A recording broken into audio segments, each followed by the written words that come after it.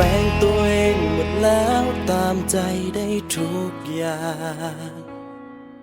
ก็เพราะหวังไว้ว่าจากวัน เจ้านั้นจะเห็นค่าให้ไปหมดใจไปแล้วทุ่มเทได้ทุกอย่างสิ่งที่ได้คือความอ้างว้างสู้ไปก็เมื่อยใจหนทางที่ว่าพิสูจน์มา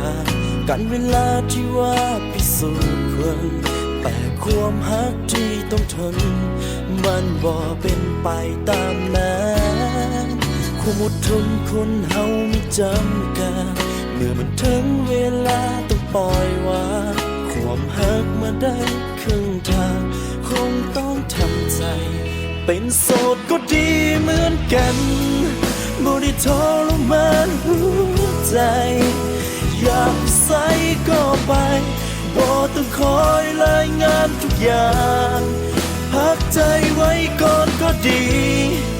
จึงได้มีเวลาดูแลตัวเองหลายกว่าปวดใจก็เพียงเจ็บสัวข่าวแต่มันบ่ถึงกับตายเป็นโสดก็ดี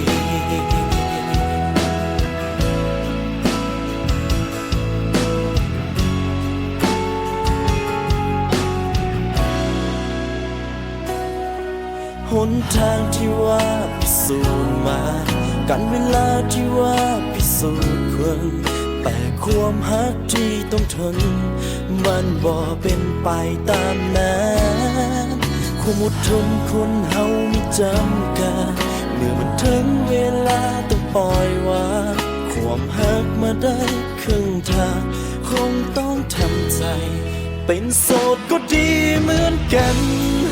บ่ได้ทรมานหัวใจ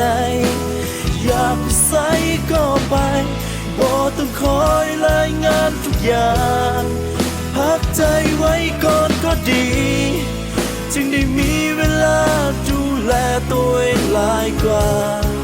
ปวดใจก็เพียงเจ็บสัวข่าวแต่มันบ่ถึงกับตายเป็นโสดก็ดีถึงในวันนี้ได้เสียเจ้าไปแต่ในสุดท้ายก็ต้องอยู่และสู้เพื่อวันต่อไปโอ้โอ้โอ้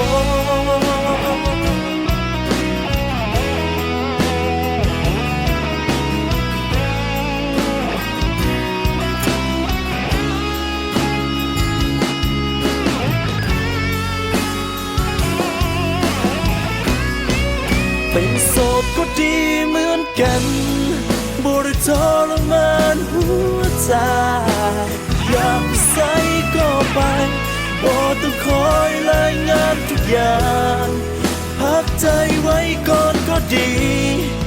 จึงมีเวลาได้หักตัวเองหลายกว่าปวดใจก็เพียงเจ็บสัวข่าวแต่มันบ่ถึงกับตายเป็นโสดก็ดีปวดใจมันเจ็บเพียงสัวข่าวแต่มันบ่ถึงกับตายเป็นโสดก็ดี